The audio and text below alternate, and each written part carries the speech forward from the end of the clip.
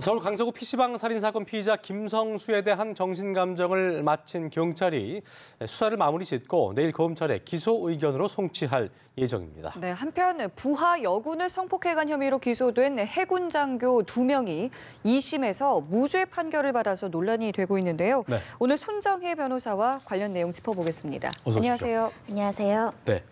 자, 오늘 오전 한 11시 40분경이었는데요. 서울 강서구 PC방 살인 사건을 수사하는 경찰이 오늘 그 공주치료감호소로부터 피해자 김성수의 신병을 넘겨받았습니다. 일단 정신 감정 결과 법무부는 심신미약 상태 아니다 이렇게 판단을 했는데요. 그렇다면 이게 뭐 감형 사유에 들어갈 수는 없게 된 거네요. 그죠? 일단 최종적인 판단은 아닐 겁니다. 법원에서도 정신감정 절차를 시행할 수 있기 때문인데요. 일단은 1차적으로 정신감정 결과 심신미약에 이를 정도로 사리분별력이나 통제 능력이 상실되거나 미약하다고 볼 만한 근거가 없다라고 하기 때문에 심신미약 감경이 인정되지 않을 가능성이 매우 높아졌고요.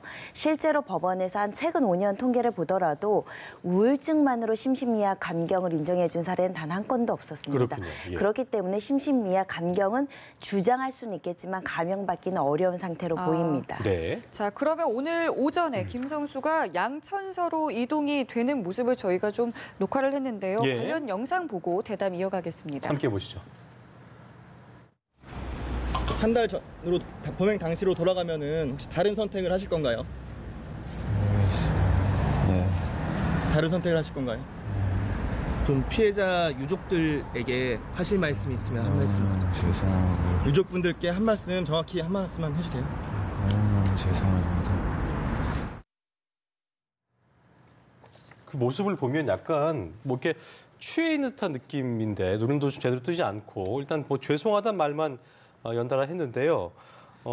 이렇게 좀 심정이 뭐 이전과는 바뀌었을 수도 있을 텐데 감정에 어떤 호소하려는 건지 어떻게 좀 보셨어요, 저 모습을요? 당연히 선처를 받기 위해서 노력할 것으로 예상이 되고요. 지금 힘도 굉장히 없이 축 늘어진 상태로 이렇게 대답하는 모습도 내가 조금 뭐 심신미약까지는 아니더라도 조금 일반인에 비해서 여러 가지가 조금 떨어진다라는 것을 법원에 이제 주장할 여지도 있는 것이고요. 네, 언론을 통해서 유가족들에게 사과하는 모습을 재차 보임으로써 반성하는 태도로 재판부의 선처를 구하려는 전략일 수도 있고요. 전략이 아니라고 하더라도 유가족에게는 정말 진심 어린 마음으로 사과하고 용서를 빌어야 되지 않을까 생각이 들고 그게 진정성 있느냐 없느냐는 결국 유가족한테 피해 회복을 해주는지 여부인데 적절한 배상이나 피해 회복 조치도 반드시 선행이 돼야 될 것 같습니다. 네. 그리고 그 내용 가운데 이제 자신의 동생은 공범이 아니다라는 이야기도 또 했습니다.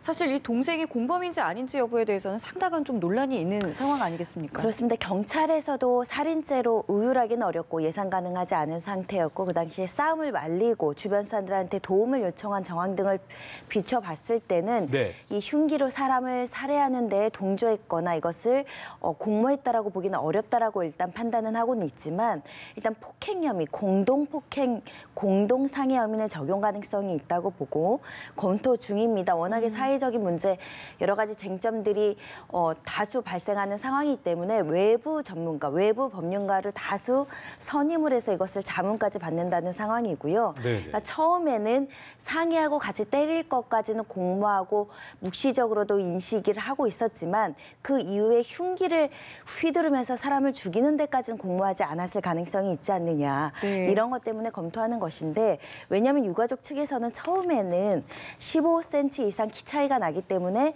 김성수가 피해자를 제압하기 어려운 상태였고 그러면서 동생이 뒤에서 손이나 몸을 어깨를 붙잡는 행위로 도와줬다. 그리고 충분히 인식할 수 있었고 그 피해자의 어떤 흉기에 찔린 사흔 같은 걸 보면 그 피해자 엎어진 이후에만 흉기를 찌른 게 아니라 서 있는 상태에서도 흉기를 휘둘렀다라는 방증이기 때문에 그 서 있는 상태에서 뒤를 잡는 형식으로 형의 범행을 도와준 것이다. 이 부분에 대해서는 방조 혐의, 공모 혐의로 조사를 철저히 해야 된다는 게 유가족의 주장입니다. 검찰 입장에서는 이제 뭐 경찰이 주장하고 있는 게 이제 공범으로 보기는 일단 좀 어렵고 말씀하신 것처럼 공동 폭행 혐의를 적용하는 방안을 검토하고 있는 것으로 전해지고 있는데 이거를 검찰이 고려를 하겠죠. 어떻게 좀 그렇습니다. 판단할까요? 지금까지 이제 경찰 수사가 뭐 많이 이루어진 것으로 보이고요. 진술도 받았고 자백도 했고 이제 남아 있는 쟁점은 그 동생이 어떤 혐의를 적용할 것인지 또는 불기소 처분할 것인지를 검찰이 최종적으로 네네. 결정하는 게 남아 있는데 그 휴대전화 디지털 포렌식으로 그 상호 대화 내용이라든지 그 직후에 나눈 대화 이런 것들을 검토해서 네. 최종적으로 기소를 할 것인데 네. 살인에 대해서는 이제 공판 검사가 이게 계획적인지 우발적인지에 따라서 형량이나 이런 것들을 구형할 때 다를 수 있거든요. 예, 예. 그런 사실관계를 조금 더 보강 수사한 후에 기소하지 않을까 생각이 듭니다. 그렇군요. 그 김성수의 경우는 이제 내일 기소 의견으로 송치가 되는데 앞으로 어떻게 좀 수사가 진행이 되는 겁니까? 기소가 되면 이제 형사 재판을 받게 될 것이고요. 예. 이제 살인죄에 대해서 피고인 측에서 이제 심신미약이라든가 이런 주장할 여지도 있고요. 심신미약까지는 아니더라도 우울증으로 이런 여러 가지 어려운 상황을 양형에 고려해달라고 이제 변론할 수 있을 겁니다. 그럼 재판부에서는 실제로 우발적인 범죄였는지 계획적인 범죄였는지를 가려야 될 것이고요. 다른 양형 사유를 참작할 사유들이 있는 것인지 네. 피해자 유가족과 합의를 했는지 여부들을 확인해서 네. 이제 공판 절차를 진행하고 선고를 하지 않을까 생각이 듭니다. 재판부가 형량을 매길 때, 그러니까 이번 사건 같은 경우는 뭐 살인 사건도 그렇습니다만 굉장히 좀 잔혹했기 때문에 그런 어떤 범죄의 잔혹성 같은 것도 좀 고려를 하나요? 어때요? 그렇습니다. 우리 네. 양형 기준표에 보면 잔혹한 범죄, 생명 경시 풍조를 일으킬 만한 잔혹한 범죄 같은 경우에는 예. 가중 처벌할 수 있는 요소들이 있고요. 네네. 다만 이제 감경할 수 있는 요소를 라고 하는 것은 피해자와 합의를 했거나 초범이거나 이런 것들을 고려하게 되어 있는데요. 혹여라도 계획적인 문제였다. 특히 이제 흉기나 이런 것들을 사전에 준비한 치밀함을 보였기 때문에 이런 것들은 양형에서 불리하게 작용할 수 있습니다. 네. 그렇군요. 자, 저희 다음 이슈로 좀 넘어가 볼 텐데요. 네. 부하 여군을 성폭행해서 다치게 한 혐의로 기소된 해군 장교 2명이 2심 선고를 받았는데 이게 무죄 판결이 나왔습니다. 이게 어떤 사건이었죠? 1심에선 각각 10년, 8년의 실형이 선고가 됐습니다. 그렇죠. 그런데 네. 2심에서는 전부 무죄가 나오면서 지금 시민단체나 여성단체에서 지금 강력하게 반발하고 있는 사건인데요. 예. 8년 전에 벌어진 사건입니다. 여성 해군 대위를 상대로 그 상사 2명이 이제 성폭력을 가했다는 것이고 그 네. 과정에서 한 가해자로 인해서 임신까지 하게 되고 원하지 않는 임신 중절 수술까지 받게 된 여러 가지 정황들이 있었고요. 이 사건이 조금 늦게 이제 외부에 알려지다 보니 처음에 이 피해 해군 같은 경우는 실제로 처벌을 내가 이 군대 생활을 제대로 하려면 앞으로도 하려면 처벌을 원하지 않습니다라는 진술도 있었던 걸로 보입니다. 이런 여러 가지 상황 속에서 1심 재판부에서는 폭행 협박이 있었다, 성폭력이 있었다라고 판단을 했지만 2심 재판부에서는 피해자의 진술의 신빙성에 대해서 의문을 제기하면서 예. 폭행 협박이 있었다고 볼 만한 근거가 부족하고 오히려 어떤 직장 상사라는 지위나 이 여성 해군이 소수자라는 어떤 네네. 약점을 이용해서 이렇게 위력에 의해서 가늠했다라고 보이는데 이 위력에 의한 가늠죄 같은 경우는 이 8년 전만 하더라도 친고죄가 적용되기 때문에 네. 그 당시에 고소가 없었고 고소 기간이 도과됐기 때문에 처벌할 수 없다 이렇게 판단을 내렸습니다. 그렇군요. 이게 보니까 제가 그 여쭤보려고 했는데 10년과 8년이 일반 시청자도 그렇고 1심 재판부에서 10년 8년이었는데 2심에서 이게 감형이 아닌 무죄가 됐다는 거는 그러니까 재판부에 따라서 이렇게 유권 해석이라는 게 달라질 수 있는 것인지 그러니까 감형도 아니고 아예 바뀌어버린 거니까 1심에서 1심 재판부가 간과한 부분을 2심이 뭐 캐치를 한 것인지 어떻게 좀 봐야 되는 거예요? 일단 2심 재판부에서 그 피해자 진술의 신빙성, 성범죄에서 가장 유력한 증거인 피해자의 어떤 증언의 신빙성을 다투는 부분은 네. 이 사람 말을 그대로 믿을 것인가 말 것인가는 그 각각의 판사의 어떤 주관적인 성향이라든가 가치관이라든가 자유심증주의를 채택하고 있기 때문에 예. 사람마다 다른 기준이 적용될 수 있다라는 그 점에서는 재판부 따라서 완전 다르게 될 수 있다는 간혹 얘기네요. 이렇게 1, 2심에서 완전히 무죄, 유무죄가 갈리는 사건들이 있습니다. 예. 이 사건도 사실은 대법원까지 갈 것으로 예상이 돼서 아직 아직 결론을 내리기에는 좀 부족한데 지금 여성단체에서 비판하는 점은 네. 일단은 그 당시에 이 피해자인 여성 해군이 적극적으로 저항하지 않았다는 점 이런 것들을 그리고 그 이후에 수사가 진행되는데 처벌을 원하지 않는다라는 진술을 한 점 이런 것들을 이제 근거로 삼은 점은 매우 부당하다는 겁니다. 왜냐하면 실제로 이 군대의 조직의 특성상 이런 성폭력 사실이 알려지고 이 가해자를 처벌했을 때 이 군대 조직의 어떤 폐쇄성이나 상명하복의 관계에서 이 외부에 알리기도 쉽지 않았을 것이고 처벌해달라는 의사표시를 하기도 쉽지 않았을 거기 때문에 네네. 그러한 특수한 피해자의 어떤 심리적 상태나 이런 것들을 성인지적 관점에서 덜 고려한 것 아니냐, 너무 엄격한 거 본 게 아니냐. 예. 특히 이게 군사법원에서 이뤄진 재판이었기 때문에 예. 일반 형사법정보다는 피해자 보호에 좀 취약했던 거 아니냐 이런 문제를 지적하고 있는 상황입니다. 네. 이 해석에 대한 부분도 있고 이 친고죄 아까 말씀해 주셨습니다만 2013년에 이제 이 성범죄 친고죄가 폐지가 됐고 지금 이 사건 같은 경우는 그 이전에 발생을 했지 않았겠습니까? 이 부분에 대해서도 그럼 적용할 수 있는 혐의와 적용을 못한 혐의가 따로 있는 부분인 거죠? 지금 그 기소가 됐던 성폭력 처벌법 위반, 강간치상 같은 경우는 친고죄 적용이 아니지만 예. 만약에 폭행 협박이 없이 위력에 의해서 간음을 했다라는 거는 고소가 있어야 처벌할 수 있는 범죄입니다. 예. 2심 재판부는 폭행 협박에 이르지 않은 위력 정도만 행사했던 걸로 보이는데 예. 위력에 의한 간음이 성립한다고 하더라도 실제로 고소를 하지 않았고 고소기간이 도과됐기 때문에 결론적으로는 처벌할 수 없다라는 의견입니다. 근데 어쨌든 그 여성 입장에서는 굉장히 위력이든 폭행이든 어떤 정도의 차이긴 합니다만 굉장히 저항하고 싶었던 순간이었을 거고 굉장히 원치 않는 상황일 수 있을 수 그리고 더 다른 게 뭐냐면 아까도 말씀하셨습니다만 이게 A대위가 사건 과정에서 성소유자임을 밝혔다는데 다시 얘기해서 A대위가 이 사실만 봐도 남성과의 관계를 원치 않을 수 있는 부분인데 이거를 이용해서 한 거니까 어떤 압력이나 강제성에 대해서 재판부가 고려해야 되는 거 아니냐라는 주장이 있더라고요, 보니까요. 그러니까 지금 2심 재판부에 따르더라도 위력에 의한 간음은 성립을 하는 겁니다. 상사라는 지위를 이용해서 원치 않는 성적인 어떤 가해행위, 폭력행위를 했다라는 부분은 2심에서도 인정할 수 있기 때문에 네. 이 피해 여군 같은 경우에는 피해는 발생했는데 처벌을 할 수 없는 억울한 처지에 있는 것이고요. 그래서 예. 성범죄에 대해서 친고죄를 완전히 폐지해야 된다, 소급해서 폐지해야 된다는 의견도 있었지만 네. 우리가 이제 형벌을 정할 때 형벌 불소급의 원칙이라고 해서 소급표를 폭넓게 적용하다 보면 또 법적 안정성을 해친다. 예. 그래서 사실은 그 이전 건은 어쩔 수 없고 이후부터 친고죄를 폐지한다 이런 논의가 있는 거기 때문에 현행 법률적으로는 좀 안타까운 상황이라고 보시면 되는데 또 대법원에서 다시 다툴 여지도 남아있기 때문에 예. 그것을 만약에 상고한다고 하면 대법원에서 좀 더 면밀히 심리를 해서 폭행 협박의 어떤 범위를 좀 더 폭넓게 해석하는 경향도 있거든요. 네. 그런 경우에 해당돼서 이 피해 그 자를 구제할 수 있는 방안이 있는지도 한번 다시 심리를 받아야 될 걸로 생각이 듭니다. 그렇겠네요. 이 피해 여성 같은 경우는 이미 이제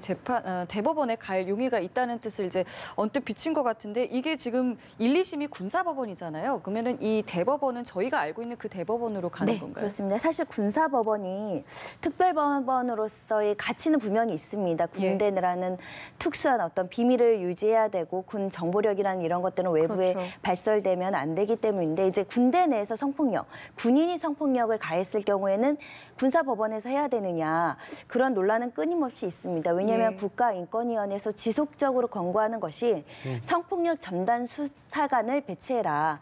성폭력 전담 특별재판부를 만들어라는 거거든요. 왜냐하면 일반 법원 같은 경우는 성폭력 전담 수사관이 이미 정착화되어 있습니다. 재판부도 성폭력 전담 재판부가 있습니다. 전담 재판부가 있다는 것은 성폭력 피해자들의 어떤 심리 상태라든가 정서적인 문제를 충분히 고려하면서 절차에서 여러 가지 인권 침해나 2차 가해를 일으키지 않는 방식으로 수사 재판을 한다는 것인데 군사법원은 그런 여러 가지 인권적 고려가 아직 미흡하다 보니 예. 혹여라도 그 과정에서 진술이 왜곡되거나 제대로 전달되지 않아서 피해자 진술의 신빙성 여하가 굉장히 낮게 평가되는 경우도 있고 예. 특히 군 검찰과 군 법원은 군대 내에서 어찌됐든 평점을 받고 인사이동을 하는 그렇죠. 시스템이기 때문에 예. 군 상사, 최종 지휘자의 눈치를 보지 않을 수가 없다. 그런 군대 내에서 이렇게 상명하목의 계급 사회에서 네. 공정하고 객관적으로 이거를 판단할 수 있겠느냐.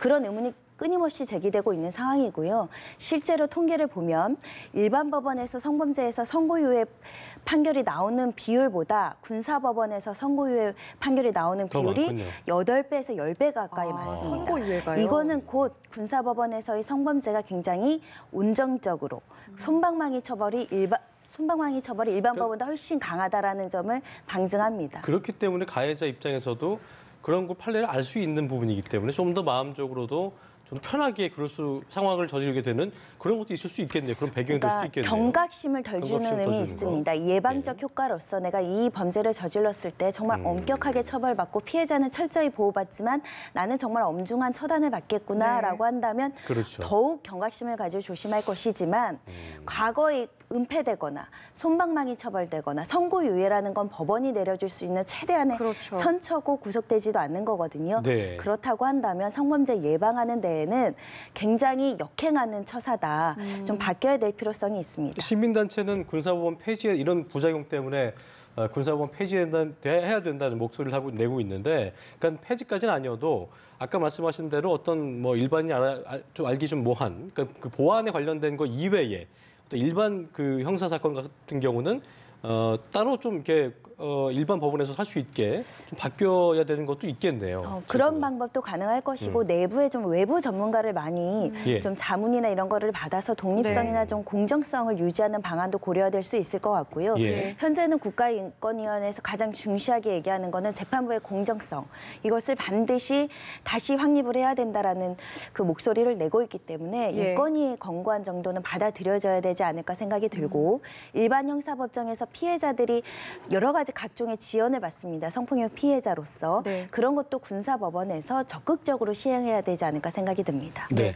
자, 다음 이슈 넘어가 보겠습니다. 네. 일베에 여성의 신체를 노출한 사진, 또 뭐 나체 사진, 얼굴이 그대로 찍힌 건 이런 사진들이 경쟁적으로 좀 올라왔다. 이런 이야기가 있는데 먼저 좀 정리를 좀 해볼까요? 지금 특정 사이트에서 자신의 여자친구이다라고 하면서 여자친구 사진이나 신체라든가 뭐 여간에서 같이 있었던 모습이라든가 일부의 어떤 신체적인 특징 이런 것들을 사진을 올리면서 어떤 가시하듯이 아니면 호의롭게 장난과 게임을 하듯이 지금 사진을 막 올려서 불법 촬영물에 대한 논란이 지금 거세지고 있는 것인데요. 네. 실제로 여자친구 사진인지 여부도 확인할 필요가 있습니다. 예. 다른 어떤 피해자를 또 양산하면서까지 사진을 찍고 있는지도 확인할 필요성이 있는데요.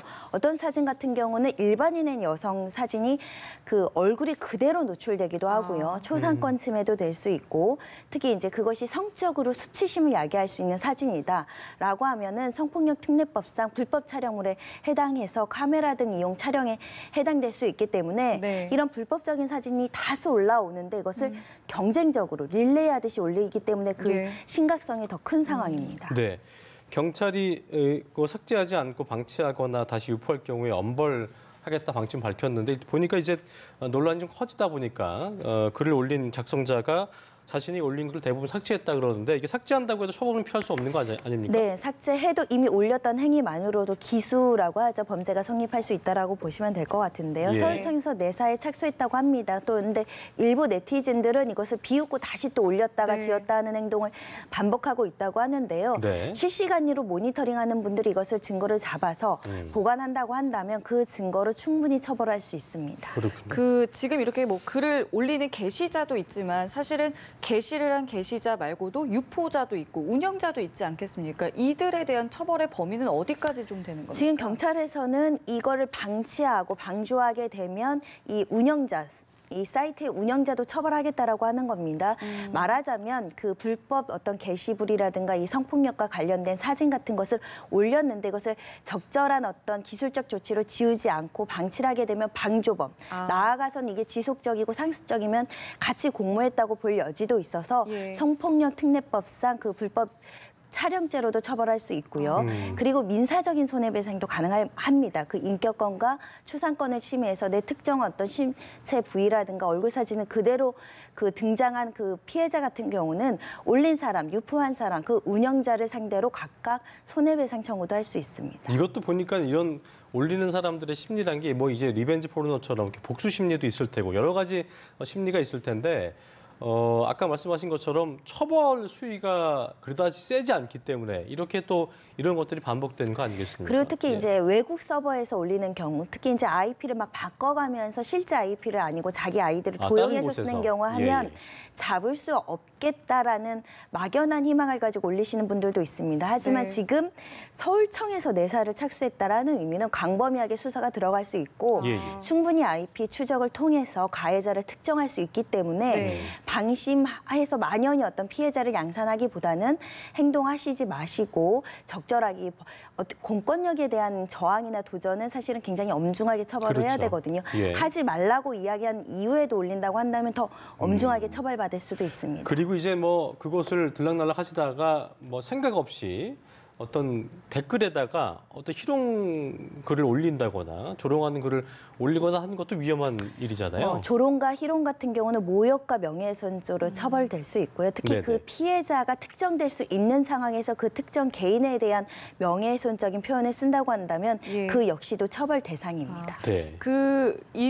저희가 앞선 주제에서 친고죄 이야기를 했잖아요. 이런 경우에는 만약에 당사자가 신고를 하지 않아도 이게 수사가 되는 건지, 왜냐면은 뭐 여자친구가 처벌을 원하지 않는다라는 말을 하면은 처벌이 되지 않는다라는 글이 있다고 하더라고요. 그러니까 명예훼손죄 같은 경우는 반의사 불벌죄인 경우는 있습니다. 예. 다만 성폭력, 그러니까 명예훼손죄는 반의사 불벌죄지만 성폭력 특례법상 불법 촬영죄, 네. 카메라 등 이용 불법 촬영죄는 반의사 불벌죄가 아니기 때문에 처벌될 네. 가능성이 높습니다. 그러니까 피해자의 의사와 관계없이 할 수 있다는 말씀이신 거고. 보니까 지금 그 국민청원 참여자가 제가 아까 확인해봤더니 1시 50분 현재 한 12만 명을 넘은 상태던데 결과적으로 이렇게 오르는 것도 국가적으로 이제 지금 그만큼 이런 것들이 많았기 때문에 사람들이 공부를 하는 거 아니겠습니까? 이런 사건들이 많았지만 제대로 처벌이 안 이루어졌기 때문에 어떤 이런 공분이 있는 게 아닌가 싶어요. 특히 음란성 게시물 같은 거, 성범죄 피해자가 2차 가해에서 계속 노출되고 이게 범죄임에도 불구하고 사이트들에 그대로 돌아다니고 적절한 제재가 되지 않는 것들, 이런 것들에 대한 사회적 경각심이 굉장히 높아지고 있기 때문에 이 보란 듯이 특정 사이트에서 이런 게시물을 릴레이하듯이 올린다는 것은 그만큼 어떤 성폭력 피해자라든가 이 피해자에 대한 고려가 없다. 그런 그렇죠. 부분에 대해서는 엄중하게 처벌돼야 된다는 의식이 높아지는 것이고요. 예. 수사기관에서도 과거에 벌금형이나 뭐 집행유예로 나오는 경우도 많고 해서 좀 미진하게 수사한 경향도 있었습니다. 네. 하지만 정책적으로 앞으로는 강력하게 처벌하겠다는 수사 의지를 갖고 있기 때문에 네. 조금 더 다른 사회적인 분위기가 형성되고 있어서 이것을 올리는 사람들도 주의하셔야 되고 피해자분들도 네. 적극적으로 수사를 의뢰하시고 증거를 수집해서 예. 가해자를 찾아서 처벌하고 배상 조치까지 받는 조치를 해야지만 다음에는 이런 일이 좀 줄어들지 않을까 생각이 듭니다. 네. 이런 경우에 아까 뭐 말씀하셨지만 얼굴이 그대로 노출된 경우도 있지만 사실은 신원이 좀 불분명한 경우도 있지 않겠습니까? 그렇습니다. 이런 경우에도 처벌은 충분히 가능한 그러니까 신원이 부분인가요? 불분명하다고 하더라도 그 사람이 누구인지 그리고 그것을 누군가 봤을 때 객관적인 제3자가 보더라도 네. 불쾌감과 성적 수치심이 일으킬 만한 사진이다라고 하면 처벌될 수 있습니다. 네, 그렇군요. 알겠습니다. 저희 손정혜 변호사와 오늘 이야기 나눠봤습니다. 네. 말씀 고맙습니다. 고맙습니다.